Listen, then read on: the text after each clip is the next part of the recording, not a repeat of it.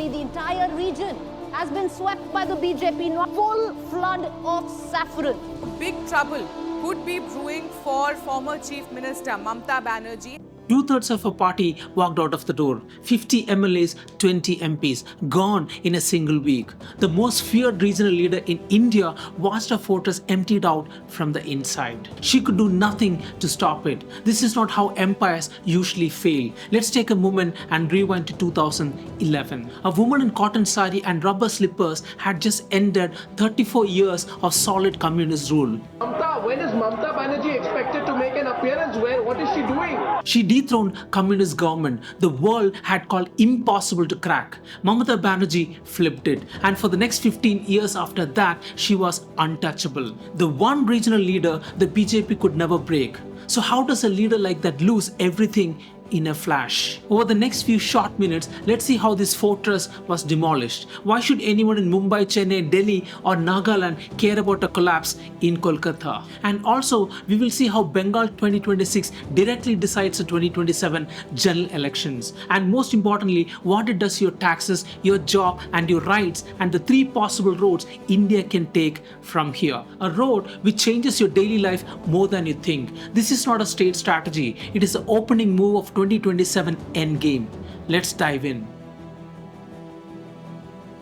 For a decade, Bengal was a lost wall standing against the BJP's national march. Mamata Banerjee was not just a chief minister, she was the loudest, most fearless anti-Delhi voice in the country. So when her wall came down in 2026, the BJP did not just win a state, they removed the final regional heavyweight from the chessboard right before 2027. But here is what makes this different from a normal election loss. Losing an election is temporary. You regroup and you return in the next 5 years. What happened next was structural, and structural damages does not heal before the next general election. It destroys the group from its roots. Chief Minister Mamata Banerjee led Trinamool Congress Party appears to be on the brink of a collapse. Within 72 hours of the result, 50 of our own elected MLAs defected to the winning side using a legal pathway. A pathway that until you understand it doesn't make any sense at all. And the timing is everything. A party can survive a defeat when it has 2 years to rebuild.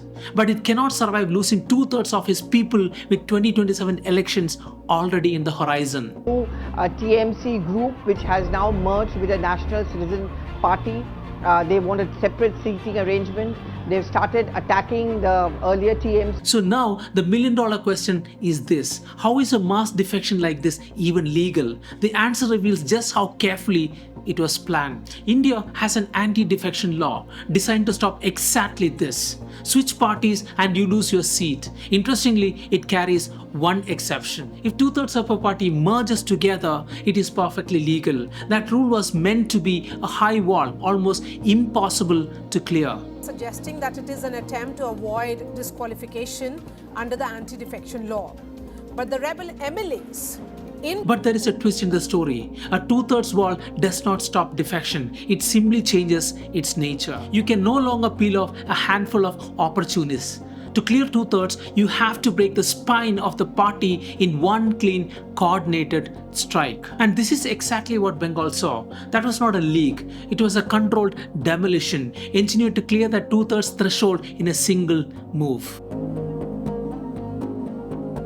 And that tells you something chilling about 2027. Somebody has been counting heads, MLA by MLA, for a very long time. This was not a reaction to the result. It was a plan crafted with precision political wisdom and executed to perfection. Now let's try to flip the lens, because a demolition only works on a building that is already weak, and the TMC's foundations had been cracking for years. So what are these cracks that broke 15 years of power? Crack 1: succession. Why is it so difficult for Mamata Banerjee to sideline Abhishek Banerjee, to ignore him? Mamata is 71. Her nephew Abhishek had been groomed as her successor for nearly a decade. But that old guard, the leaders who had bled alongside Mamata, never fully accepted a dynasty. And a leader who cannot settle the debate who comes next leaves behind a party that splits the moment power slips away. Crack 2, the correction drip, the teacher recruitment scam that put thousands of unemployed youth out onto the streets. Right now, it's the teacher recruitment scam. This is going to be trouble possibly for the Mamata Banerjee government. It's already been a setback by the top court. For years, Mamata's personal popularity acted as a roof over these scandals. But corruption fatigue is not a flood. It's a slow drip that fills a room when no one is watching. And by 2026, that room was full. Crack 3, and this is the one that almost no analyst is pricing in correctly, the Muslim vote. Roughly 30% of Bengal's population is Muslims, and in nearly 90 of 294 seats, that vote decides a winner. In 2021, that votes consolidated fully behind Mamata, thinking that Mamata as the only force that could stop BJP. But here is a twist. In 2026, Owaisi's AIMIM did not need to win a single seat, but they peeled away just 3 to 5% of these votes across Muslim majority. So the cracks were real, but cracks do not collapse a fortress on their own. Someone has to know exactly where to push. And the BJP's Bengal strategy was built around 3 moves, all aimed at one prize, clearing the path to 2027. Move 1, the insider. When Suvendu Adhikari, Mamata's own right hand, crossed over in 2020, he did not just bring his votes, he bought the blueprint of Mamata's success. Yes. It was a ready-made insider news about every weak MLA, every fault line, every Bible lieutenant. It was a political equivalent of a general defecting with the enemy's battle map. Move 2, the narrative. Sandesh Kali controversy gave the BJP a single sticky story. That is, the TMC protects the powerful, the one who preys on the weak. हमें अपना जमीन चाहिए, हमारा मान सम्मान जो है वो वापस चाहिए, वो मिलेंगे दोबारा से. Historically, you do not win a state with policy papers, you win it with one sentence, simple enough for a villager to repeat at a tea stall. And let me tell you this, a simple story told 10,000 times will always beat a complicated truth told once. Move 3, patience. In 2021, the BJP banked 30 of its 77 seats from North Bengal alone, the tribal belt, the tea gardens and the hills. Instead of fighting everywhere at once, they targeted Bengal as 2 states, a northern stronghold to hold and a southern side to grind down over years. Most regional parties think in 5-year cycles. The BJP was playing the long game, and the payoff was timed perfectly for the run-up to 2027. So where does this leave us? Here is a theme this entire story has been building towards. Bengal 2026 was never really about Bengal. It was about clearing the board for 2027. Connecting the dots, a single pattern emerges that is impossible to miss. Maharashtra, its biggest regional party, split down to the middle. The split was definitive, with Ajit Pawar breaking away from his uncle Sharad Pawar. And now Bengal, the last great regional fortress hollowed out from within. One by one, the strongest anti-BJP power centers have been dismantled. And ironically, each fell in the years right before a general election. This is not a lucky streak. This is a doctrine, fortress by fortress, dismantling. The goal is not merely to win states. The goal is to ensure that when 2027 arrives, that there is no regional heavyweight left with the political capital to anchor a national opposition. You do not beat the opposition in 2027. You make sure that there is no opposition left to beat. And so you ask yourself the question that every strategist in Delhi is now asking. Who is even left to lead the charge in 2027? Nitish Kumar is inside the NDA. आपने बिहार के हमारे कार्यकर्ताओं के साथ मिलकर भाजपा की Sharad Pawar's party is in a split. Naveen Patnaik lost Odisha. And interestingly, Akhilesh Yadav flew to Kolkata after the result. He did not go there with a plan, but with the panic face of a man watching the last pillar near him cracking. When the strongest player falls, the weak ones do not rise to replace her. They scatter, and scattered opposition is exactly what wins 2027 for BJP. So what actually changes on the road to the next general election? For years, powerful regional state leaders were the counterweight that could block, bargain and straighten Delhi. Heading to 2027, that counterweight is dissolving, and a national election with no strong regional anchors is one-sided contest, even before a single vote is cast. Second, India drifts towards a single poll system. When one side has no real challenger, 2027 stops being a fight and starts becoming an election of formality. Some call that stability, others will call it slow suffocation of debate. And the difference matters because the winner of 2027 will not just govern. They will have the freedom to rewrite rules without any resistance. And thirdly, and this is the quietest part, federalism itself weakens. India is a bargain between Delhi and the states. And when the states lose their political muscle, they lose their leverage over the central funds and over their own autonomy. A 2027 victory with empty opposition benches does not just pass laws faster, it passes them without the friction that protects you from the bad ones. Now, let's try to flip the lens to the economy, because the politics of 2027 and your wallet were never separate things. When one side is set to hold total power, the entire machinery of economic decision making changes character. On the sacred occasion of Magh Purnima and the birth anniversary of Guru Ravidas, I present the budget for the year 2026-2027.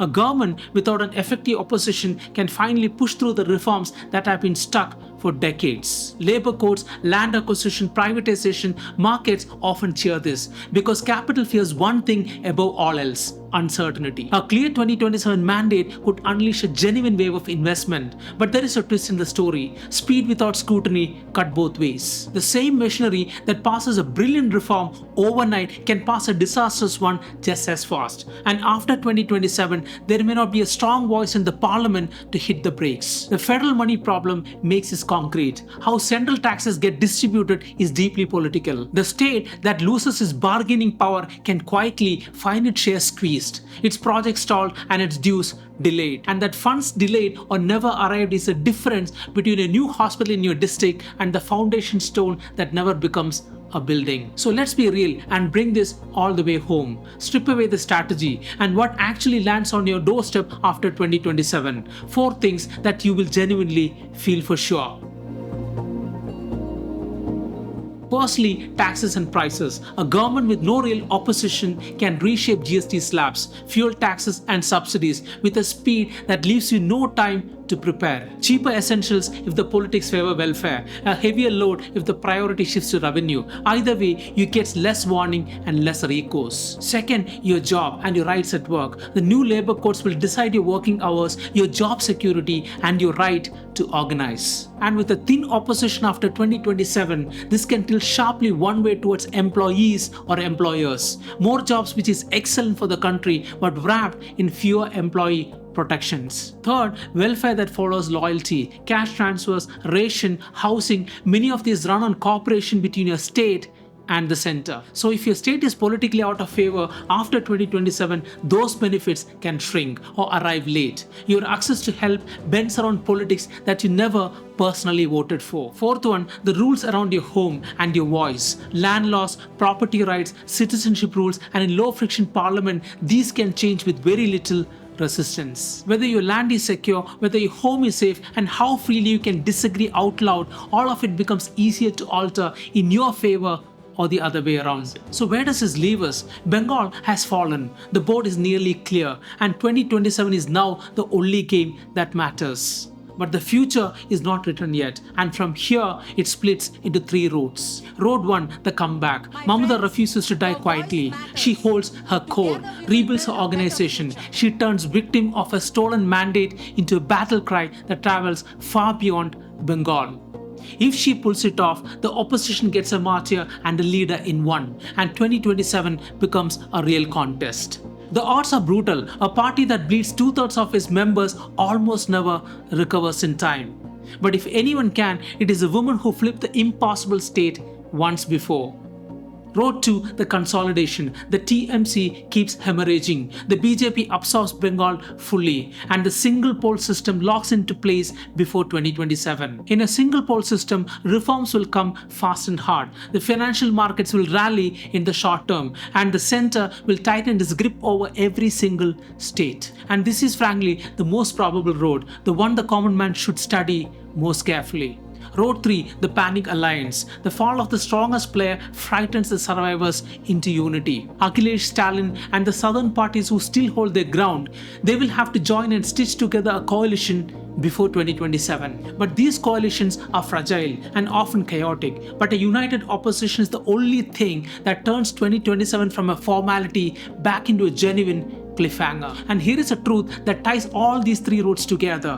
Whichever way India turns in 2027, the common man can win big or lose big. But in every single scenario, he loses the power to push back. Your taxes, your job, your welfare and your rights, they will be decided faster by fewer people with fewer questions asked. And that is the real meaning of 2026 deciding 2027. So watch the next 18 months like your future depends on it, because it does. The wall in Bengal has fallen. The road to Delhi is wide open. And 2027 will decide whether India still has two sides to its democracy. Remember this moment, because once you understand how power is really won and held, you will never watch the news the same way again. We are a brand new channel and we are trying to build a community that actually understands the intersections of business and geopolitics. If you found value in this video or if you have learned something new, please consider subscribing. It really means a lot for us to move this channel forward. Thanks for watching and I'll see you in the next one.